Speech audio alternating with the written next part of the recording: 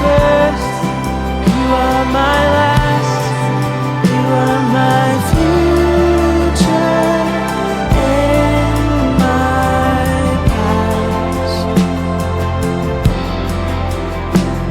And you are my first, you are my last, you are my future and my past.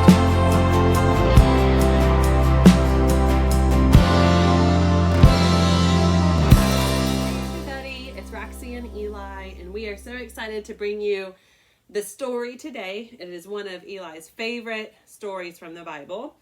And yet again, we are found with a story of a character who is in the wilderness. Remember, the wilderness is not just the desert, but it's anywhere that's uncharted territory. Similarly to where we are today, kind of in a place that we don't know what's coming up next.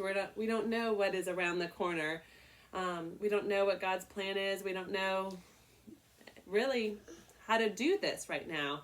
And we're going to spend this time looking back on this famous story of Jonah and the big fish, which is the same story that Pastor Tim just preached on. So, without further ado,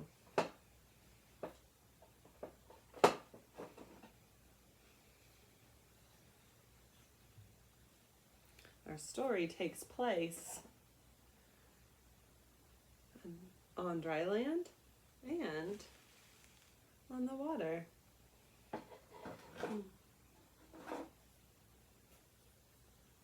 There was once a prophet. His name was Jonah. And prophets are people who come so close to God, and God comes so close to them that they know what is important, that they can hear God, and that they can tell other people, hey, this is what God's saying. God's warning you. God's leading you. God is here. God is present. Except this story is titled Jonah, the backward prophet, because sometimes it's hard to listen to God. It's hard to trust God. And that's exactly what takes place in this story. God came so close to Jonah, and Jonah heard God. And God said, Jonah, go to Nineveh. It's a town. And tell the people of Nineveh that I don't like how they're acting. They're making some really bad decisions here. Go tell them to stop making these bad decisions. And Jonah was like, no way, Jose. No, God, I am not going to Nineveh. They do mean things there. They're mean people. They maybe not mean people, but they're making some bad decisions and doing mean things. I don't want to go to Nineveh. So Jonah hopped on the first boat that he could get on, and he sailed away to Spain. Basically, as far away as he could go from Nineveh. But while he was at sea with these other sailors, there came about a horrible, horrible storm. And I don't know if you've ever been on a boat, but if you have and you felt the rocking of the waves and the ship, it can be kind of scary. All of the sailors and the crew that were on board were scared. And each of them prayed to their gods. They had different gods than Jonah. They didn't worship the same gods. And so they all were just like, hey, we're going to just pray to whatever God you have that this storm will stop and that we will be safe. And it didn't work. And finally they went down into the bottom of the boat where a lot of the people would sleep.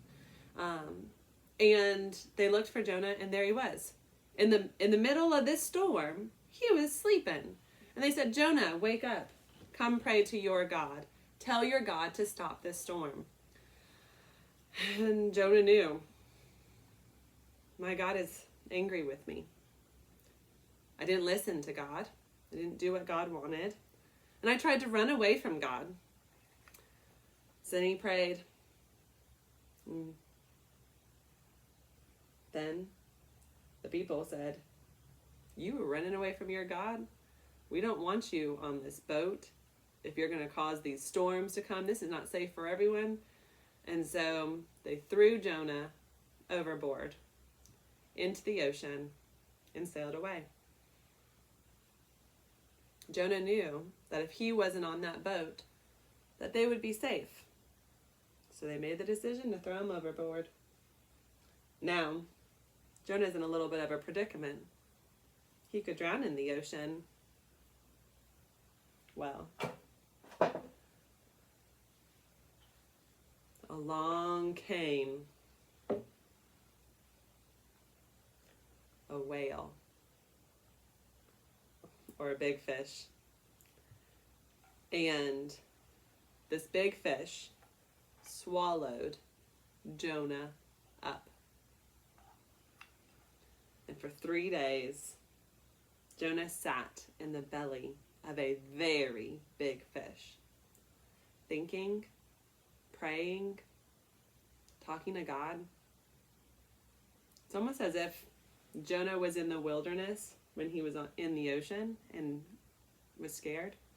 But now Jonah's in a big fish tummy, kind of another place of the wilderness, uncharted territory, not knowing what will come next. And Jonah made a promise to God. God, if you save me from this, I promise I will do as you say. I promise to be your servant. And so eventually that big fish goes, bleh, and vomits Jonah back out and onto the shore. And once again, Jonah meets God. And God comes so close to Jonah. And God says, Jonah, go to Nineveh. And this time Jonah said, you're right, God. I promise you I would do exactly as you say. I will go to Nineveh. And so Jonah went. And Jonah told the people of Nineveh, stop acting mean. Stop making bad decisions. That's a bad. Make good decisions. Or else bad things might happen to you if you don't listen to God. Mm-mm. And all of the people in Nineveh chose to change their behavior, change their ways, and listen to God. And they all praised God. They all prayed to God and said, God, I am so sorry for the way that we have acted. Please forgive us. Prophets help people to hear and see God and to become believers. Just like on the boat, all of those sailors, those crew members that were on the boat, they all saw how powerful God was when he stopped the storm, when they threw Jonah into the water, that they all chose to follow God and pray to God and repent of their sins, to say, I'm so sorry. It's kind of an interesting story to be in. Some good things happen and some bad things happen. The weirdest part about how this story ends and is written in the Bible is that God saves all the people of Nineveh. And that should be a good thing, right? Mm-hmm. Yeah. Except Jonah gets angry. And Jonah goes and sits on a hill and is mad at God because God had mercy on the people of Nineveh and gave them another chance. And he said, those people were making bad decisions. They should be punished. Jonah wanted justice. He didn't want them to be able to get away with what they did and what they said. He wanted justice.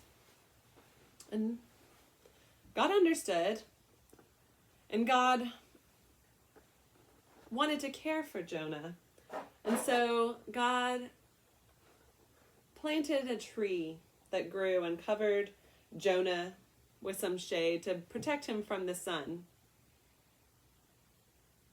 Jonah was still angry and couldn't see what God was doing for him to protect him and to care for him too.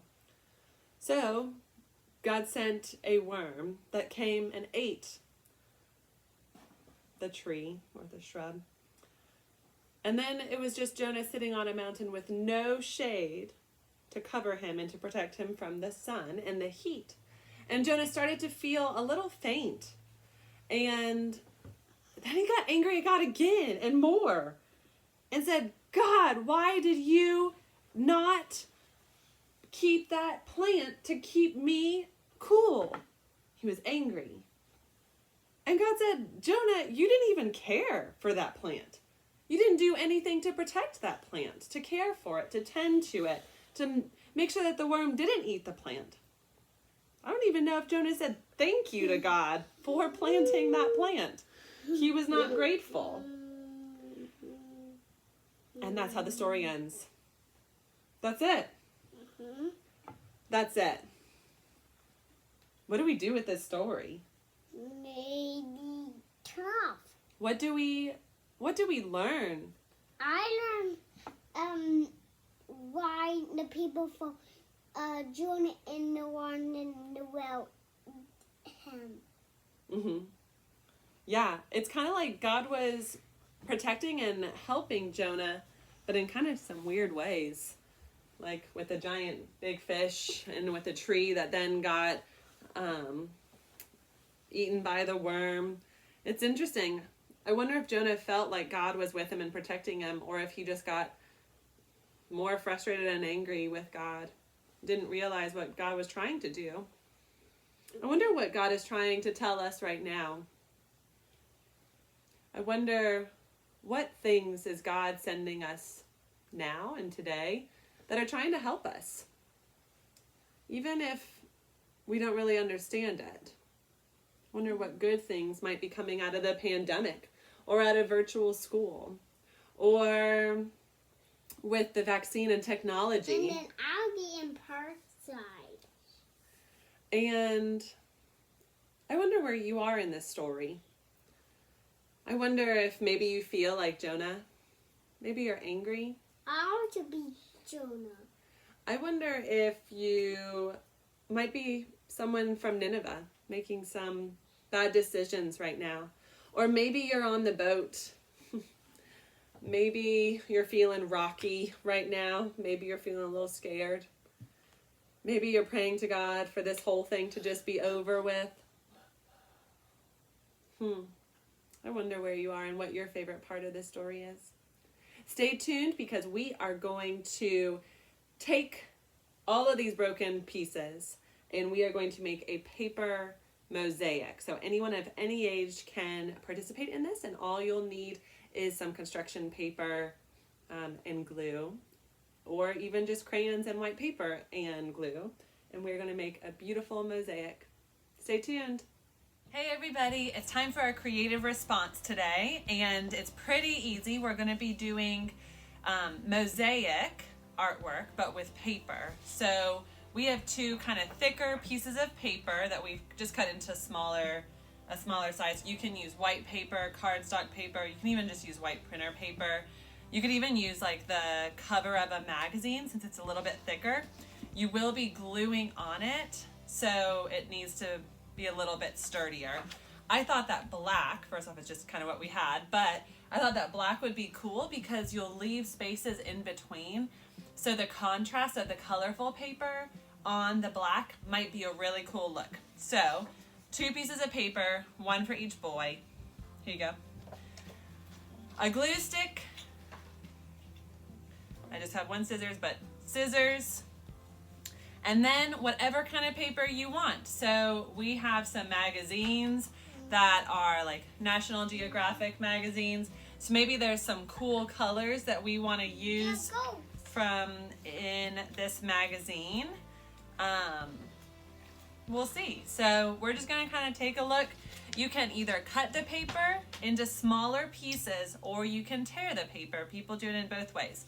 We also have plain construction paper, kind of just smaller sizes. So again, the point is, the first step is just to cut or tear the paper into smaller pieces. So if you're tearing, it's a good hand-eye coordination, fine motor skill type of a thing, a project. But you can just tear it into small pieces and then glue it onto the paper in whatever fashion you want. So you can glue it down. Try to keep a space in between the paper and do your pattern. When we did a mosaic class in Italy, they told us to draw out what design you want. So maybe in a reflection of our Jonah story, maybe you want to do a big fish in water. So maybe you take like a white crayon on this black paper and you draw the shape of a fish, and then you glue your pieces of paper to fill in the whale. So you kind of start with the border, and then you start filling in with all of your small pieces, and then you do the water. Maybe you do it different shades of blue, so kind of blues, purples. Maybe you find some clouds in the Nat Geo magazine that we have. We also have some of the scrapbook paper, which has some fun textures and designs. So you can get creative with it and choose whatever design you want. Maybe it's just kind of a free form cutting, tearing, and gluing on your paper today. And that's just kind of beginning the practice of mosaic to see how different shapes can fit together, kind of like a puzzle. Except we don't want ours to touch. We want just a little bit of a room in between. And we'll show you a little bit of what our creations look like.